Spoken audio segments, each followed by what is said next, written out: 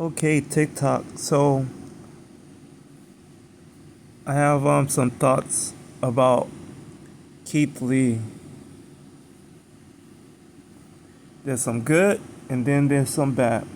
So I work in the food industry. I work in the food industry for a long time. I work for movie theaters, restaurants, and a grocery store with a kitchen.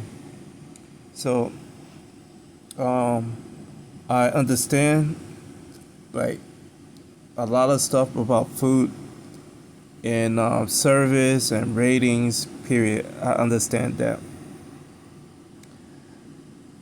Nevertheless, um, the review system, the ratings, the secret shoppers that used to exist, I think um, right before COVID, there was still secret shoppers and everything.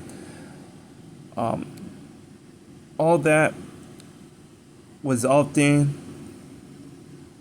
a good and bad thing. One is always something to where if you already know, and most of the time, a lot of these companies they put in the request for these people to show up most of the time.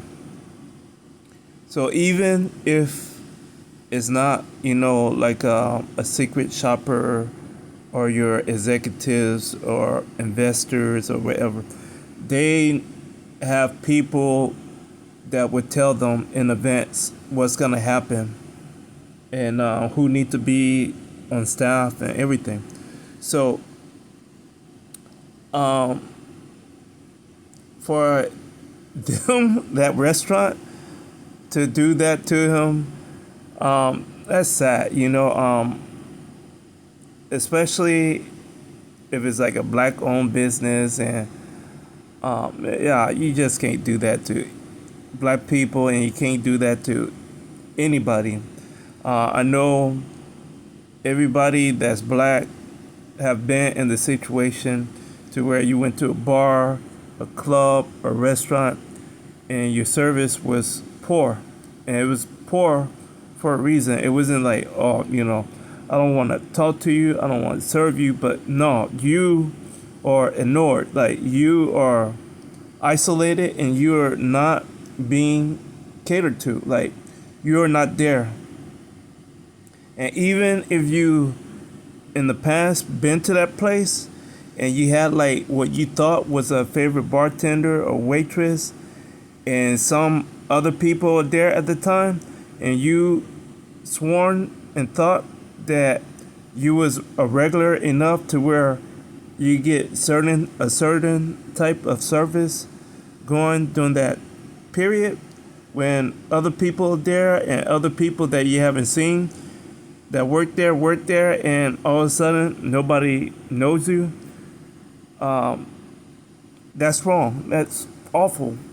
So in this day and age, we live in the cancel culture. We live in the society of ratings and reviews.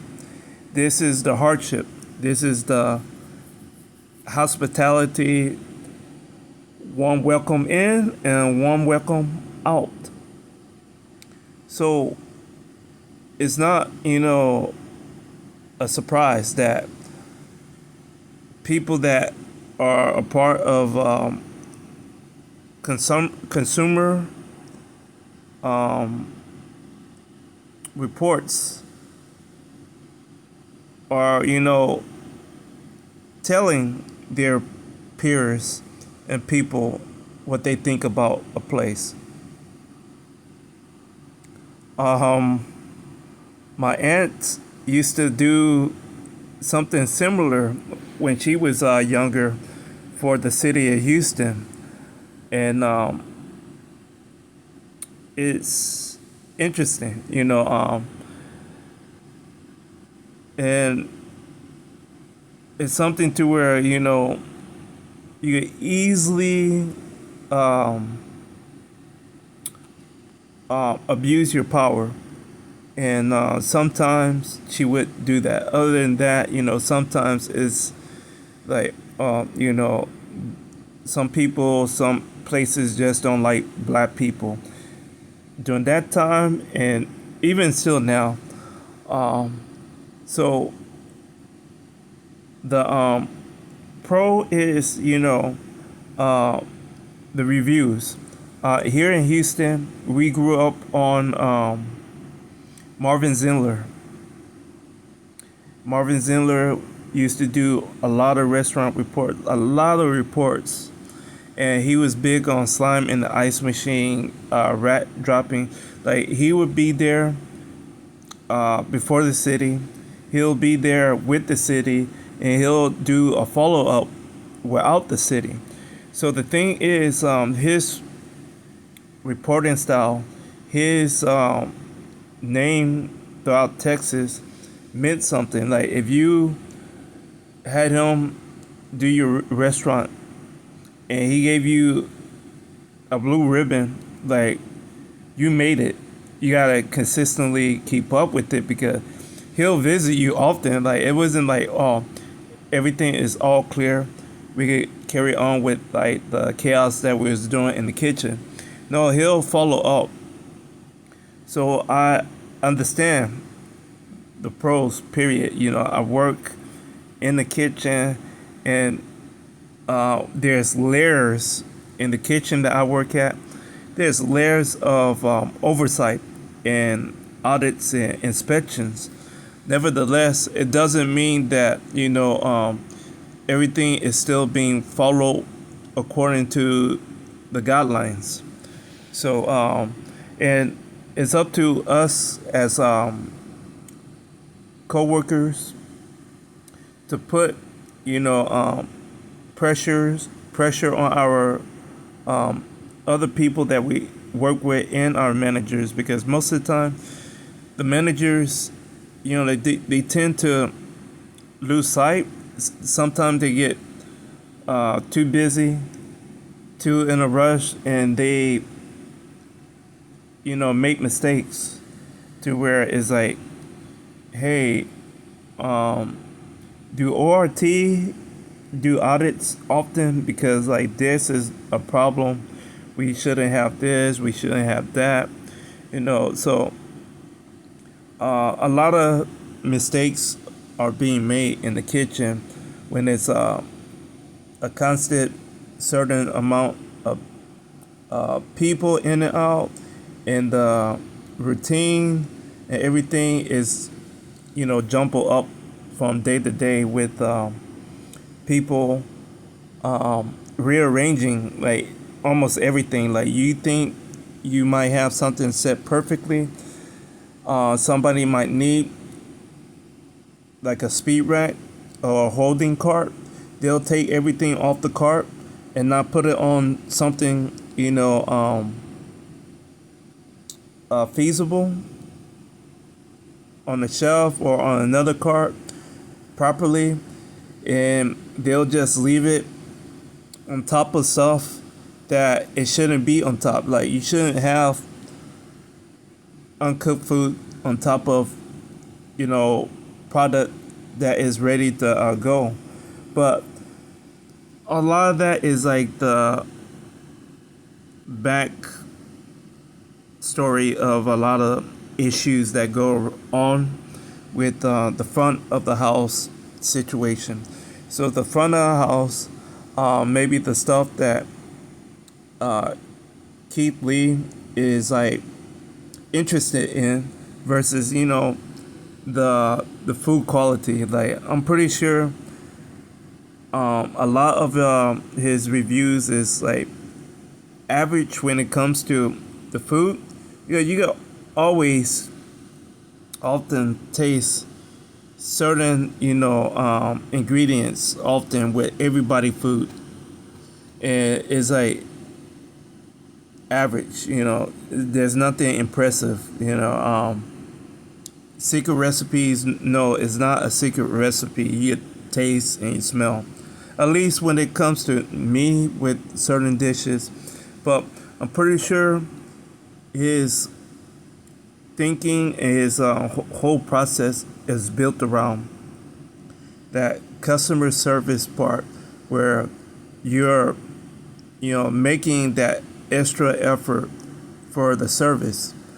And like I said before, my customer service sucks, but the service part, like me talking to customers, hey, it, it's hard for me to do because like some people really want to get into like inappropriate stories, and I can multitask, like I don't mind that. But people tend to go, when you're on your break and you're talking to a fellow worker or another customer, you're on your break and another customer hear what you're saying, it don't have nothing to do with anything bad. It could be about business, it could be about your family, their family, it could be about important news. Customers would interrupt that conversation and say that you don't have the right to talk about that stuff on my break.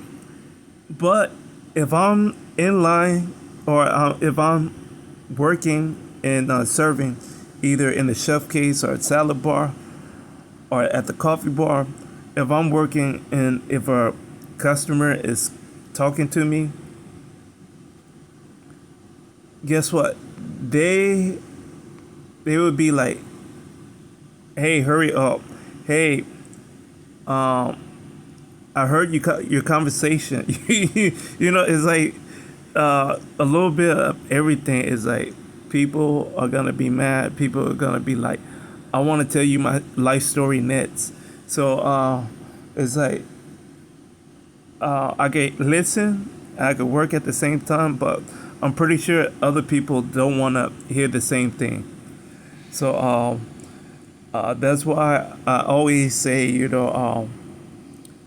I prefer to, keep the line moving, because like a lot of people appreciate that versus that whole interaction thing. So I'm not 100% on Keith Lee uh, method. I don't know if we do a whole combined rating system on food to service to timing and everything. Almost like a Hell's Kitchen slash Chef Ramsay Kitchen Nightmare review, when he walks in to the restaurant and get um, a dish from the menu and see how it is. I don't know if it's similar, but it's one of those things to where you have to be very mindful about what venues are, catering towards. Me, I prefer the venue to have proper staff. Don't have to be, perfectly uh, hospitable. They could just, take down the service or what I'm ordering and get it in and out the kitchen, and that's it. And I'll tip. Other than that, I think the issue is like sometimes people go, well, I'm paying this much for the food, so I want to see what extra. I want to, that whole, when the waiters have the meeting with the managers in the morning, and they are constantly telling the waiters the specials, how to upgrade and upsell a lot of things. Um, a lot of people tend to want to hear that, even if they're getting the food to go. So I'm not quite sure what the expectation level of Keith Lee is, but uh, I don't really know his background. So if he ever cooked privately or professionally, if he ever, went to an art school, for cooking, I don't know. Uh, if he ever worked in a restaurant, I don't know. I just know from my experience. I tend to like have my understanding about what I see and what I know already from my experience with food. When I go to a restaurant, and it's like you will already know because it's just a certain routine, a certain training method that a lot of the restaurants follow to consistently uh, have like a basic service guideline. Um, the irony is, Cheesecake Factory. A lot of people get their big break at Cheesecake Factory.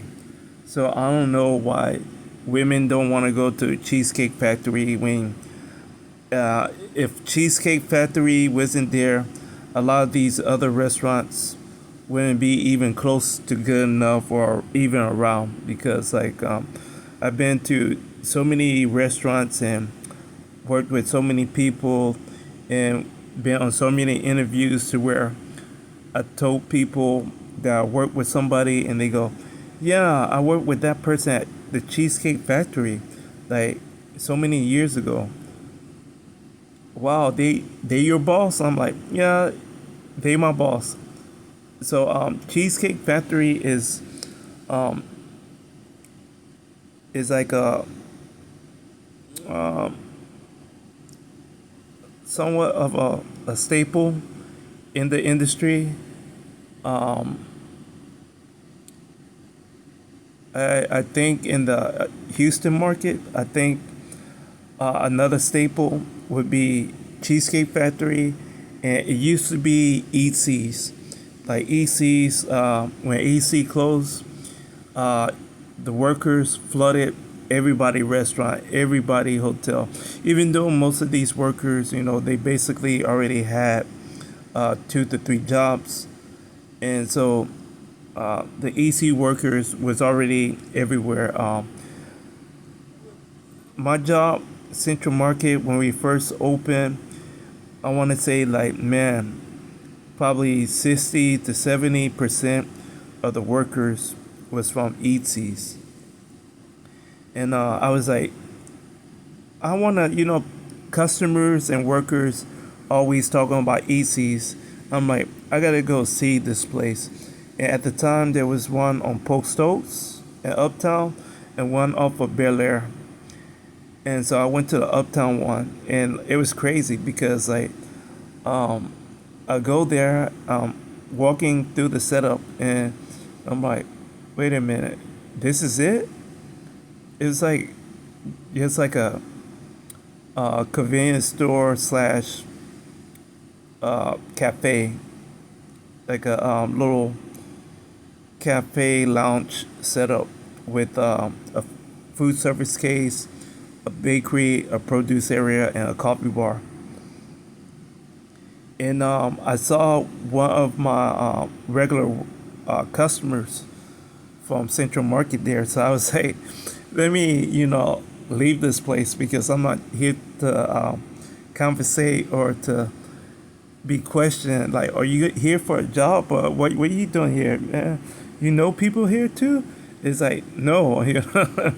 But I walked around, I was like, there gotta be like another level. No, that was it. And I was like, man, but this is the place that people talk about like it's heaven. And I was like, yeah. Um, Whenever I would hear customers say this place is like EC's, I'm like, no, never. EC's is closing. During that time period, it was closing. I was like, it was closing, and the reason why it was closing because like customers always wanted something for free or half off, and they kept on going in at that half off period because like late at night they go into like a 50% sell for the product. So I'm sorry about that rant, but it's one of those things to where you question uh, motives. So that was my thought about this Keith Lee thing. I still have my point of view of it. I think Google is good enough. Google reviews uh, is a good point of reference for wherever you feel like. If you feel like a place done you wrong, go to Google review. Either Google review or the Facebook page to the place. Um, let's see what else. But yeah, I can't really say anything bad because like um, a lot of places, like not even the small businesses, but all the businesses tend to need um, pressure and eyes on them for a consistent um, business model of quality food and service.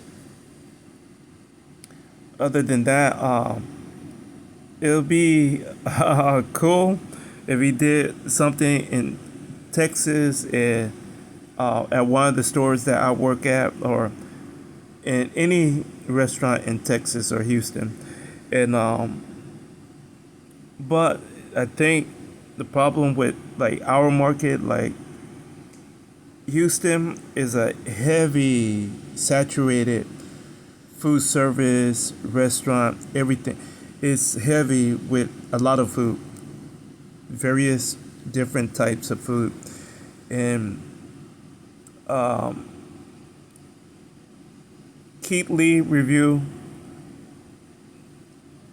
would help, but it wouldn't hurt a lot of the businesses here, because like a lot of people are like um, cult followers of various restaurant chains, and it's like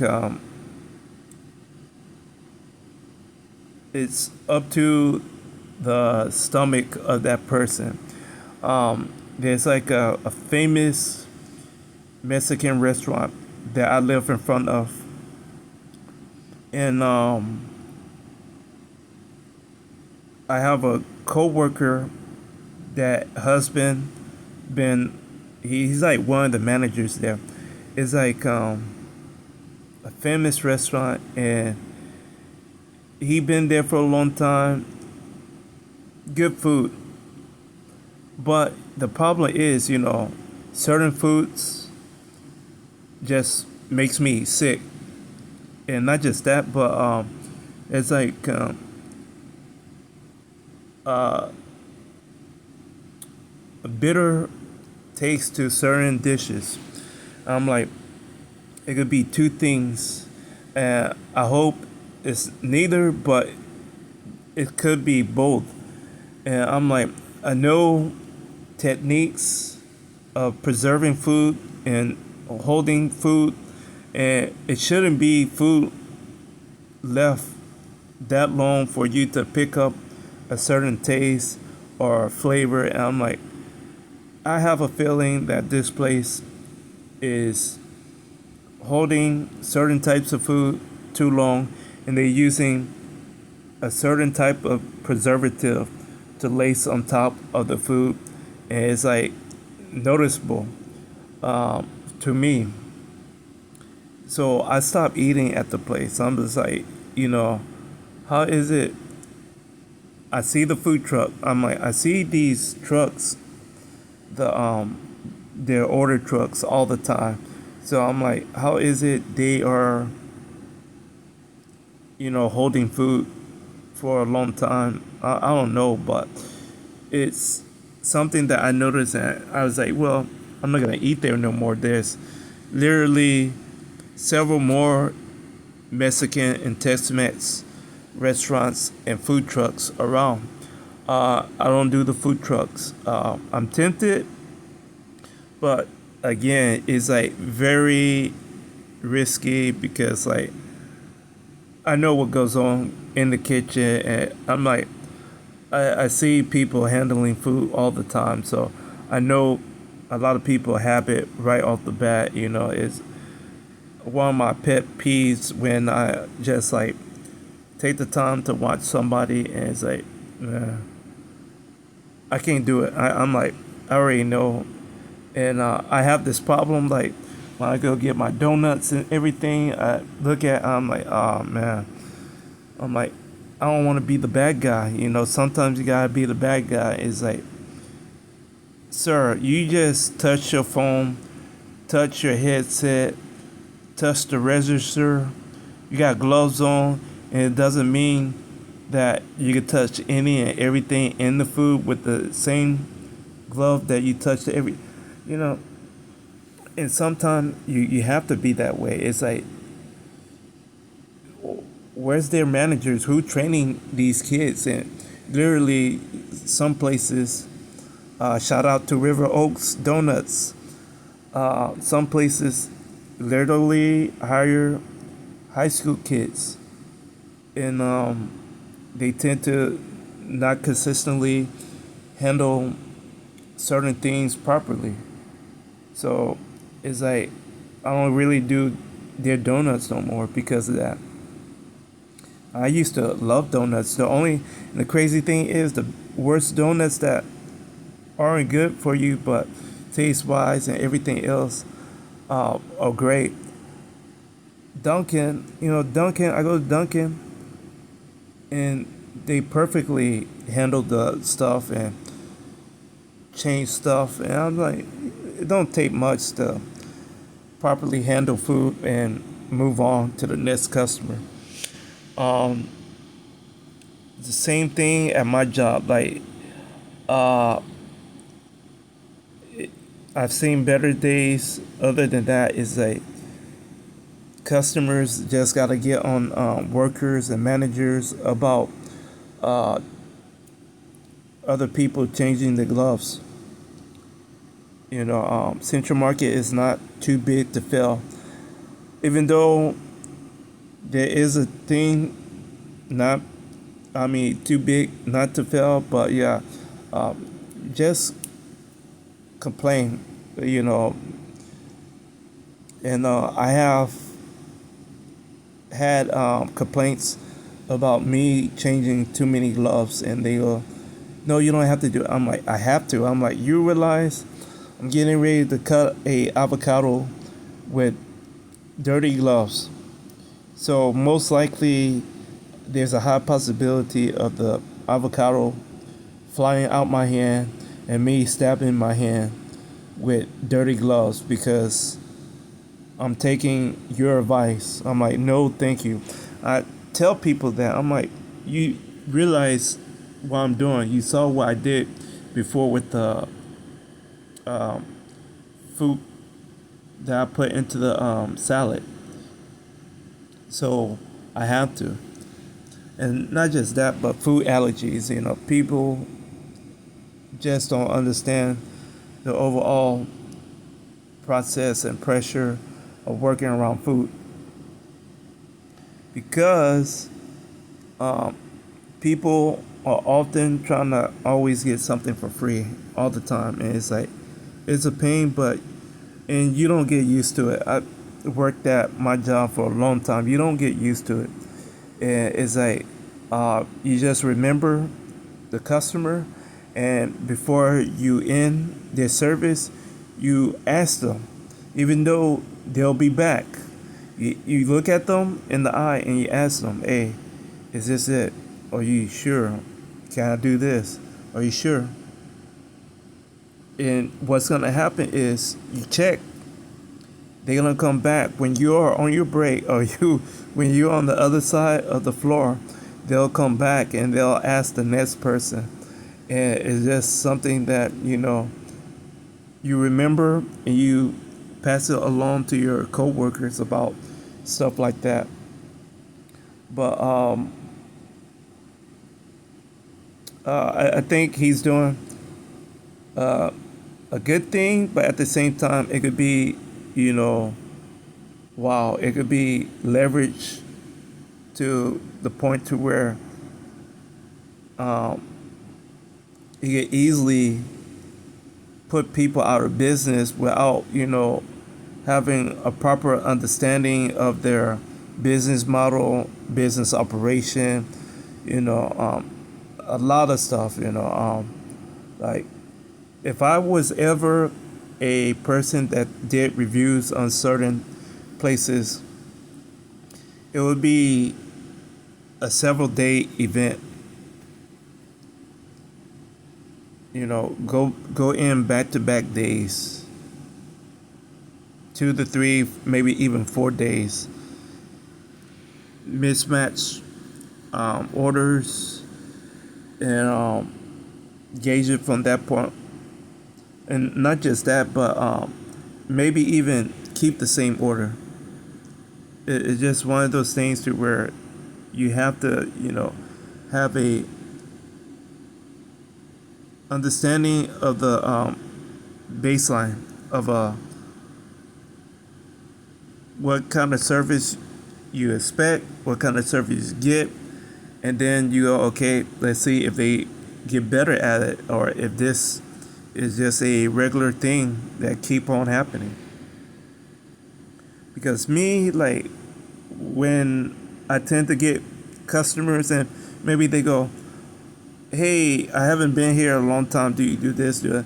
And I take mental notes. And I go, no, but I could do this for you. I could do that. They go, no, let me think about it. And they'll walk off.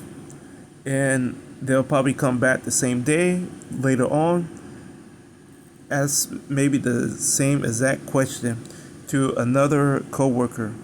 And I'll tell them, or they'll tell them what I told them all over again. And or they could come back the next day and I'm like, so you change your mind, you want to do this. And they'll be like, yeah, how do you remember? It's like, well, sometimes, some people stand out and you talk to them and you get whatever they think they want mentally prepared. And once they say what they want or don't want, you already have an expectation of what is going to happen. Sometimes you're making things for people and they tell you exactly what they want. And when they start to see how it looks, it's like, hey, I never asked for that. It's like, what? You asked for that. I'm looking at my coworkers. I'm like, you was here. What they say? Yeah. All right. Me and them, we heard the same thing, And sometimes they don't even say nothing. It's like sometimes you have to be psychic. You have to use your powers that are often given to you after so many customers that you serve, to where when they go, I want this, I want that, you already know what they mean. And it's like this and that is very limited. It's very exclusive. And like I say 80 to 90% of the time I'm guessing right. It's sad, but yeah, it's like I'm guessing right. And sometimes they don't even say nothing. It's like, may I help you? And it's like, yes, can I get this? And it's like, okay. And I'm like, well, they already been looking at this for like 10 minutes. So they're not going to even ask me how much they want. So I pick a size and I halfway I fill it up and they go, thank you. And I'm like, have a good night. So, yeah, let me just end this video. But this is just a proposition. I don't know if you got. Let me just end this video. It's like I'm going to have to do parts.